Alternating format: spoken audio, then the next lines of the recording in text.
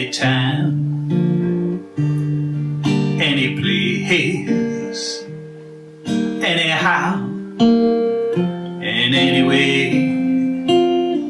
If you need me, just call my name. I'll come running to save the day.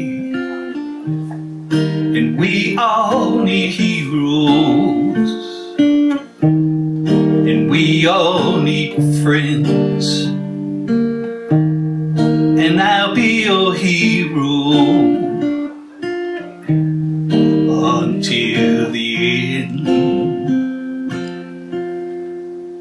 Well, hello everybody, and welcome to Songwriter Sessions. I'm your host, Barry Chauvin, and I'm here today with Tommy Aikeli, and we're usually in the studio at Digital Sakale Productions in Houma with Pershing Wells, but today we're doing something special with a very special guest, and my special guest today is Mr. Rick Tiger. Hello, hey, buddy. How you doing? All right, man. Good. And talking about heroes, Rick, you're my songwriting hero, man. I tell you what, man. When I grow up, do yourself a favor. I hope to be you.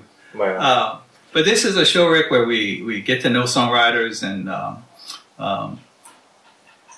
you get to share with your philosophy on songwriting. See, and we're here in the horse barn, and Rico over there just said something too. I think he's a fan. I think he is. Yeah. He remembers last year. Yes, he does.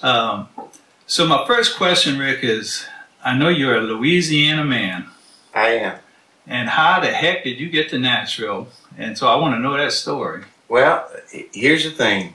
When I was 13 years old, I got my first guitar. Might have been 12. And once you start being able to come up with some chord structure, you start writing songs. Oh, there it goes. Yeah, I started doing that. And the first thing I ever wanted to do was play pro football.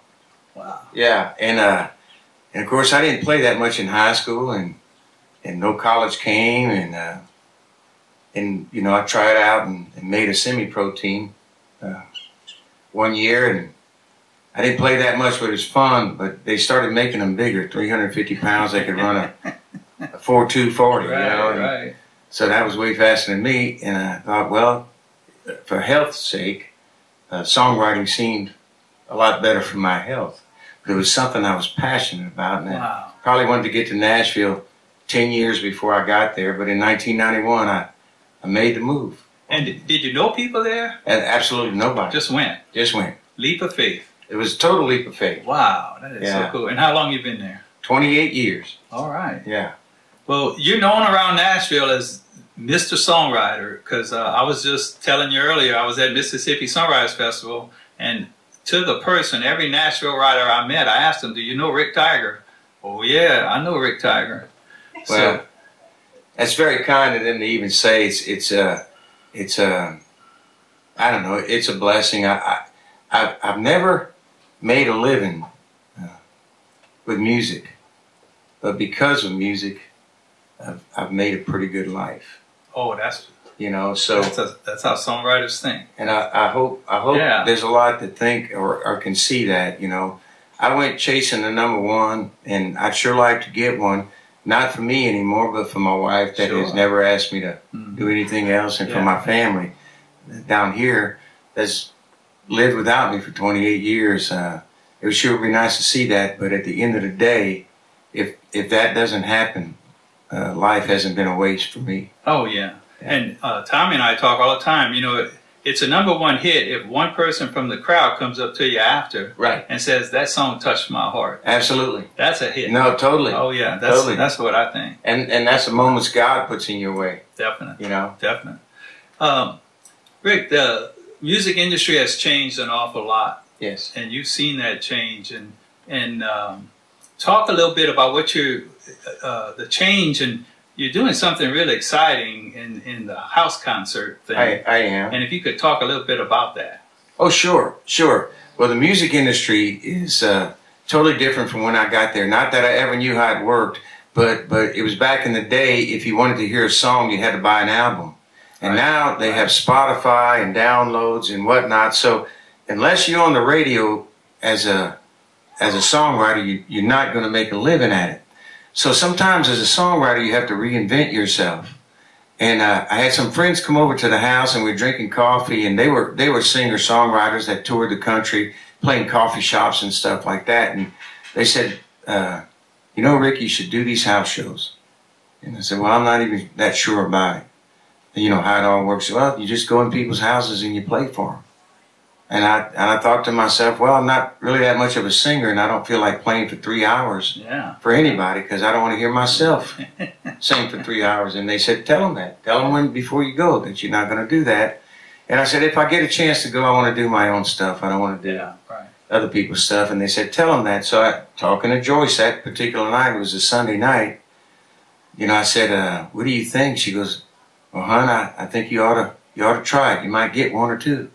Maybe even 3 on a good day. Wow. And so I had a lot of friends on Facebook that come from all over the country, because Nashville's kind of a melting pot. Right. And I just put on my Facebook page, I said, is anybody interested in having me sit in your living room for an hour and a half? And so I ended up with 45 shows from Virginia to San Diego. Whoa, first out of the chute. First out of the chute. Now, we didn't know how it all worked, but we went. Yeah. And then the longer we are out, this is our 5th year, the longer we're out, we learn how to make it, you know, perfect it a little bit, and do the best we can out there. But it's more like a pilgrimage than it is a tour. Yeah, you know? I was looking at your dates now. You're doing like 8 shows in 9 days. Yeah. I mean, something like that. Wow. Yeah, it's pretty exciting. So, what's your best show of all your house concerts? You mean other than the barn? Right. No, that's what I'm getting. So, you know, we're doing something unique here in the horse barn, and the horses are here, and then in a couple hours, you're going to do a show for about 40 people. Right. All sitting here in the aisleway of the barn, having a good old time. And I'm looking forward to that. Yeah. It was real special last year, and Tommy was here last year, and a lot of other folks. I hope I get to see some familiar faces. Yeah, a lot of people coming back. Yeah. A lot of people coming back. That's good. And, in fact, I told you, we would have had to enlarge the barn, because we could have doubled the crowd easily. Right. All your songs are so unique, and I told you, your CD is in my car, and that's my go-to CD whenever I'm traveling. Tell the story, which song you're going to do today. Okay. All right. It's as important to hear the story as the song. I think so, and I think that's why house shows are important. Right. You know, not everybody's listening to radio, and those that listen to radio still enjoy hearing the story behind a song, even if the song is not a #1 song. Sure. So I'll tell you what, I'll do this one, but if I do it now, can I do it again for the show? Oh, yeah. Okay. Oh, definitely. So Joyce and I, we get to drive. We see a lot of back roads, which is the beautiful thing about the trip. And I don't know if in your journeys, you see these dilapidated houses, these houses that are worn out and they've fallen in on you. Right. And as songwriters, Barry, I know we try to think differently about that. Like, I'm always thinking, like, what happened to that place? Mm-hmm. What was it like when it was brand new? Who lived there? Yeah. And what was their life like? That's exactly what I think. Yeah, exactly. The families that live there. Yeah, and kind of like when you see an old car. Yeah. Just ready for junk. So we were pulling into Lebanon, Missouri a couple of years ago, played at a friend's house, and it was a beautiful log cabin, 100 acres of land, sitting on a river. Couldn't be any prettier. But right there on the property was a one-room log cabin that was falling in. And I got curious about it, and I asked them about it, and it turns out it was the lady's grandfather's. Oh. He built it, and she spent all her weekends in that one-room log cabin, and she started talking about, and the more she started talking, she started smiling, you know, because memories, they're sometimes more picturesque than the moment itself. And she said, time is going to have to tear that place down, because I won't. She won't. Yeah. Wow. So some buddies of mine, Jeff Wanex and Jared Pierce, got together shortly after that, and I said, what do you think about this? And we wrote a song about it. Great. Well, let's hear it, man. All right. All right.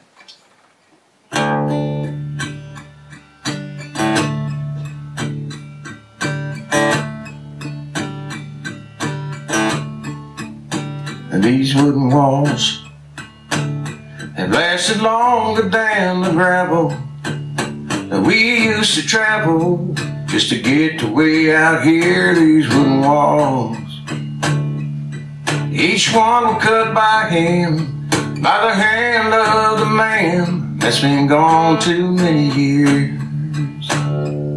If they could tell you what they've seen through all this time, it'd be a memory lane, you'd hang on every line. And not everything that glitters has to shine, like these wooden walls. These wooden walls. Sometimes to church on Sunday, and then back to work on Monday, but always full of love. These wooden walls. I've seen the birthing and the passing, the feasting and the fasting. Never asked for much, but they could tell you what they've seen through all this time. It'd be a memory lane, you'd hang on every line.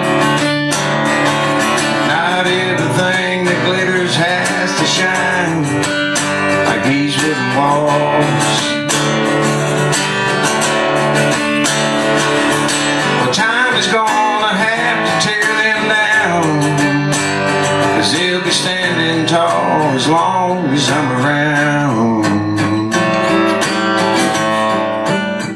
These wooden walls have seen all of my raising, and the path to my salvation lies inside these wooden walls.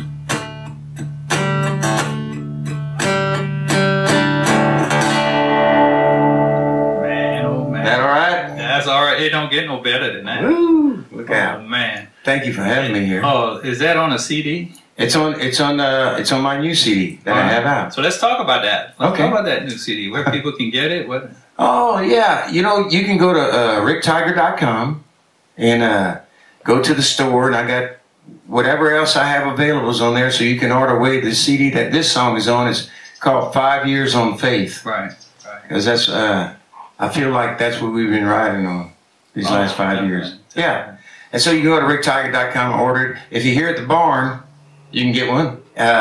If you go to ricktiger.com and look at the show dates, and if I'm playing at a public place and you're near there, come on by. Oh, that's I'd love to meet you. Yeah. Yeah. And you got the coolest website.